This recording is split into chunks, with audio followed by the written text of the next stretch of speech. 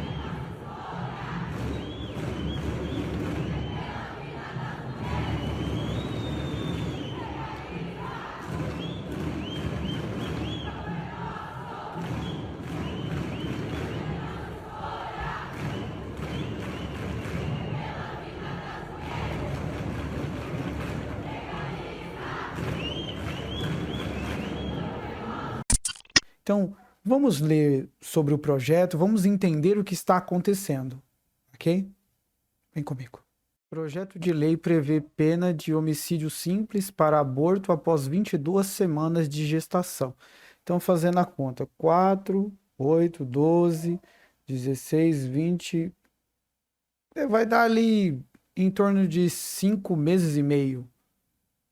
A pena valerá inclusive para aborto no caso de gravidez resultante de estupro. Uma coisa que é interessante, gente, ó, para a gente já parar para refletir. Mas e a pena contra quem comete o ato de estupro? Provavelmente está mais baixa. Eu acho que é por isso também que estão brigando, né? Mas quando teve alguns deputados que quiseram colocar uma pena perpétua, não tiveram alguns deputados que quiseram mudar isso?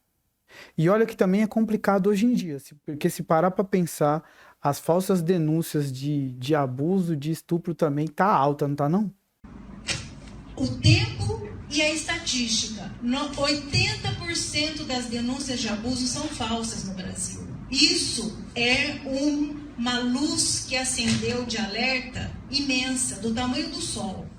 Então, assim, é um problema em cima do outro. A verdade é essa. Quem não quiser ver, tá ignorando o elefante na sala. Vamos ser honestos. Mas, enfim, vamos continuar a leitura aqui.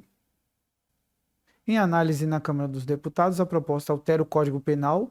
Se eu não me engano, acho que é no 128, artigo 128, se eu não me engano, que hoje não pune o aborto em caso de estupro e não prevê restrição de tempo para o procedimento nesse caso.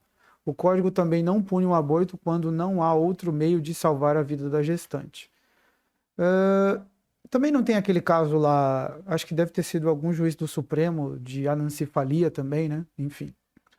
Com exceção desses casos em que não há punição, o Código prevê detenção de 1 a 3 anos para a mulher que aborta, reclusão de 1 a 4 anos para o médico ou outra pessoa que provoque o aborto com consentimento da gestante, e reclusão de 3 a 10 anos para quem provoque aborto sem o consentimento da gestante.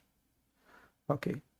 Caso o projeto seja aprovado pelos parlamentares, o aborto realizado após 22 semanas de gestação será punido com reclusão de 6 a 20 anos em todos esses casos, e também no caso de gravidez resultante de estupro. A pena é a mesma prevista para o homicídio simples. Aí tem a justificativa. O texto apresentado pelo deputado, né, no caso, o criador, o Sóstenes Cavalcante, do PL, e entre outros deputados. Segundo os parlamentares, quando o Código Penal foi promulgado, se o legislador não colocou limites gestacionais ao aborto, não foi porque teria querido estender a prática até o 9º mês da gestação. É de se refletir. Em 1940, quando foi promulgado o Código Penal, um aborto de último trimestre era uma realidade impensável, e se fosse possível, ninguém o chamaria de aborto, mas de homicídio ou infanticídio, apontaram os autores da proposta. O projeto foi apresentado no mesmo dia em que o ministro do Supremo Tribunal Federal, Alexandre de Moraes, determinou a suspensão da resolução aprovada pelo Conselho Federal de Medicina para proibir a realização da chamada assistolia fetal para a interrupção da gravidez após 22 semanas de gestação. A técnica utiliza medicamentos para interromper os batimentos cardíacos do feto antes da sua retirada do útero. Vemos aí, senhores, é complicado. É situação complicada, porque eu vou ser bem honesto para vocês. Eu sou do time que a vida começa no sangue. E daqui a pouco eu vou te mostrar como é que está escrito isso aí na Bíblia, ok? Mas se tem sangue envolvido, ali já há vida. Eu sou desse time, eu não sei como é que você vê isso. E assim, nós poderíamos argumentar tantas coisas. Por exemplo, a mulher que comete esse ato aí, de aborto, ela não vai sofrer isso emocionalmente, psicologicamente não? Até fisicamente não vai alterar o corpo dela? Ela não vai pagar um preço muito alto? O neném, ele não tem uma digital própria? O DNA dele também não é próprio? Aí podem dizer, tem pesquisa da Carolina do Norte, que é 50% do pai, 50% da mãe. Mas mesmo assim, ainda não prova o que eu tô falando? E assim, muitas falam assim, meu corpo, minhas regras. Mas quando acontece um aborto espontâneo, por exemplo, o próprio corpo da mulher não expele o feto para fora? Porque se fosse parte dele, ou um apêndice, por exemplo, não ficaria lá dentro, não teria problema? Concorda comigo? Aquela bolsa que a gente fala não é a proteção para que o próprio corpo não retire o feto à força? Pare para pensar. Por que nós não estamos falando de talvez procurar acompanhamento médico especializado realmente? Enfim. De qualquer forma, vamos ver o que a Bíblia diz. Melhor do que qualquer tipo de lógica humana, vamos ver o que a Bíblia diz. Ok? Vamos ler aqui Gênesis 9, do 3 ao 6. Tudo que vive e rasteja será alimento para vocês. Assim como dei a vocês os vegetais, agora dou todas as coisas. Olha aqui que importante. Mas não comam carne com sangue, que é vida. Pedirei contas a todo aquele que derramar sangue, tanto a seres humanos como a animais. A cada um pedirei contas do seu semelhante. Da vida de cada ser humano pedirei contas. Quem derramar sangue de um ser humano, pelo ser humano o seu sangue será derramado, porque a imagem de Deus o ser humano foi criado. E aí, jovem, o que você acha? Uma passagem importante aqui. Quem conhece a história de Adão e Eva, da criação, sabe que depois que Deus fez Adão e Eva, fez o homem, tal, e diz aqui, e Deus os abençoou, e Deus lhes disse, frutificai e multiplicai-vos, e enchei a terra, e sujeitai-a, e dominai sobre os peixes do mar, e sobre as aves do céu, e sobre todo o animal que se move na terra. Então faz algum sentido o Criador, dono de todas as coisas, ser a favor disso, sendo que ele falou para multiplicar e não subtrair? No versículo anterior você já entendeu aquilo que eu queria dizer sobre o sangue, né? Está a vida no sangue e Deus vai requerer. Então quem tira a vida de um humano já está bem claro, certo? Vamos ler aqui uma parte importante também que tem a ver com a lei, está no Pentateuco, certo? Se alguns homens pelejarem e um ferir uma mulher grávida e for causa que aborte, porém não havendo outro dano, certamente será multado, conforme o que lhe impuser o marido da mulher e julgarem os juízes. Mas se houver morte, então darás vida por vida. Nesse caso aqui de Êxodo, já um pouquinho mais drástico, porque literalmente, nessa época, na lei de Deus, no Pentateuco ou na Torá, para os judeus, era literalmente olho por olho e dente por dente. Então, se uma vida era tirada, tinha que ser tirada outra vida. Literalmente assim. Para que vocês entendam o peso que é, na visão de Deus, a importância da vida. Não é brinquedo. A coisa é séria. Vamos lá aqui uma reportagem aqui do Brasil de Fato. Desde a última quinta-feira, dia 14, manifestações populares em protesto contra o projeto de lei 1904, que equipara aborto a homicídio, acontecem em todo o país. O texto é conhecido como PL da gravidez infantil. Então, aqui que eu acho complicado, que equipara o aborto de 22 semanas. Concordo? Aqui seria bem mais, assim, a verdade nua e crua, sem ser tão parcial, certo? Mas enfim, vamos continuar. Em Curitiba, nessa sexta-feira, dia 15, um público estimado em 5.000 pessoas se concentraram no centro da cidade e saíram em passeata pela região, ecoando palavras de ordem que reafirmam o repúdio à proposta que criminaliza. Olha aí, ó. Seja honesto. Intelectualmente falando, pelo que você leu da proposta, realmente é isso que está fazendo? Está criminalizando mulheres? Não, né? Mas enfim. A maioria que estava no ato público em Curitiba eram mulheres, muitas acompanhadas de seus filhos, que seguravam cartazes com as frases que viralizavam nas redes sociais nessa semana. Criança não é mãe e estuprador não é pai. Para a assistente social e integrante da Frente Feminista de Curitiba, Wanda de Assis, que no ato seguravam desses cartazes, a proposta vem para criminalizar a mulher que é vítima. Olha, é triste porque a gente muitas vezes está fugindo da lógica, do racional e a gente está preso no emocional. Na nossa legislação, eu acho até que antes dos 14 ainda é considerado criança ou já é adolescente? Enfim, eu não lembro de cabeça aqui. Mas, pelo menos se a gente for ver de forma semântica, se foi gerado, por mais que seja uma criança, ela é a mãe, não? No caso do estuprador, a mesma coisa. Eu sei que é difícil falar isso. Eu sei que não é legal, mas é um fato. Então, por questões sentimentais, a gente vai mudar a realidade? É isso mesmo? Não vamos aceitar. O Brasil não pode aceitar que mulheres paguem pelo crime sendo vítimas enquanto o estuprador está sendo protegido. Olha, moça, você tá certa na metade, porque não faz muito sentido. A pessoa vai interromper a gravidez de 22 semanas e vai ter uma pena maior do que o estuprador? Tá completamente errado, né, moça? Então, assim, é aquilo que eu falei, a gente tem que rever os conceitos aí, porque tá meio complicado esse negócio aí, viu? Tá complicado. Para a professora Maria Cristina, estar nas ruas com milhares de pessoas fortalece a luta. Sou mãe, mulher trabalhadora, e estar aqui com todas estas mulheres e homens junto é muito importante. É muito absurdo querer equiparar o aborto a crime de homicídio. Aborto tem que ser tratado como pauta de saúde pública e não como crime. Estamos nas ruas mostrando que estamos fortes na luta. Deixa eu perguntar para você, em nome de Jesus, se um ser humano está vivo e você tira a vida dele, isso é o quê? Você responde. Não vou, você responde aí. Não podemos aceitar uma proposta que dá pena menor a um estuprador. É, isso aqui, moça. Isso aqui eu concordo com você. Não dá para aceitar mesmo, não.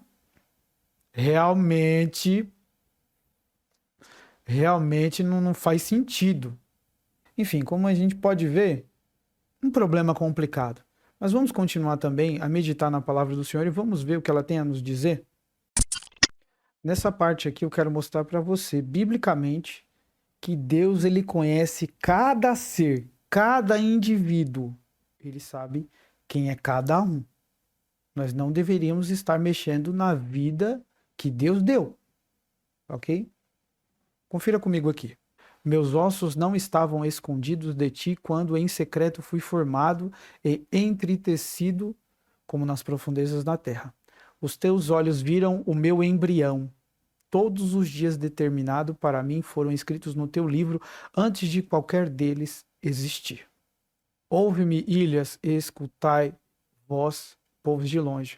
O Senhor me chamou desde o ventre. Desde as entranhas de minha mãe fez menção do meu nome, e fez a minha boca como uma espada aguda.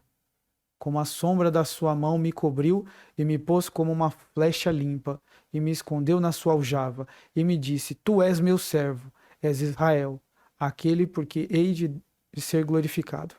Antes que te formasse no ventre, te conheci, e antes que saísses da madre, te santifiquei. Para as nações te dei por profeta. Você tem certeza que vale a pena mexer naquilo que Deus fez? Tem certeza? Eu acho melhor você rever seus conceitos. De qualquer forma, eu quero trazer algumas outras abordagens na Bíblia mostrando a importância da mãe, da gestante. Eu já tive até um vídeo falando sobre essas histórias. Eu vou deixar no card aqui para você, ok? Se você quiser ver, tiver interesse. Mas basicamente essa primeira história é da Diná com Siquém. Diná é filha de Jacó, ok? Ela saiu para conhecer, como você pode ler aqui, ó, no primeiro, ó, 34:1. Ó. Saiu Diná, filha de Lia, que essa dera Jacó, para ver as filhas da terra. Ela foi passear por aí, sozinha, saiu por aí. E apareceu Siquém, que era príncipe daquela terra onde ela estava lá com a família dela e tal. E aconteceu um problema aqui. Ele se deitou com ela, certo? E aqui tá com outro nome, mas já dá para você, né? Você entendeu onde eu quero chegar. Falou-se quem é amor, que no caso é seu pai, dizendo: Toma-me esta mulher. Ou seja, ele fez o ato, ele falou com o pai, porque né, era pai, o representante, o cabeça das famílias, falava com cada um. Mas resumidamente, o pessoal de Jacó, né, os filhos de Jacó, falou assim: ó, não dá, vocês são de outra terra. Vocês teriam que fazer como se fosse da nossa terra, que no caso era, sabe, cirurgia de fimose lá? A circuncisão? Você já ouviu falar, né? O Siquém, ele conseguiu convencer todo mundo. Afinal de contas, ele era príncipe e tinha influência. Aí todos os homens fizeram circuncisão. Todos, sem exceção. No terceiro dia, quando a dor era mais intensa, os filhos de Jacó vieram e mataram todo mundo. Eles mataram todos os homens. Eu vou repetir. Mataram todos os homens daquela cidade. Por causa de uma mulher só. E ao romper da manhã veio a mulher. E caiu à porta daquele homem, onde estava o seu senhor, no caso levita. E ficou ali até que se fez claro. E levantando-se o seu senhor pela manhã, o levita, e abrindo as portas da casa, e saindo a seguir o seu caminho, eis que a mulher, sua concubina, jazia, ou seja, morreu à porta da casa, com as mãos sobre o limiar. Eu já deixei até anotado aqui para ficar mais fácil, né? Juízes do 20, a partir do 4 até o 8. Então respondeu o homem levita, marido da mulher que fora morta, e disse: Cheguei com a minha concubina Gibeá. Ele está resumindo a história aqui pra gente, ó. Cidade de quem? De Benjamim, um dos filhos do lado da tribo de Israel, certo? Para passar a noite. E os cidadãos de Gibeá se levantaram contra mim, e cercaram a casa de noite, e intentaram matar-me, e violaram a minha concubina de maneira que morreu.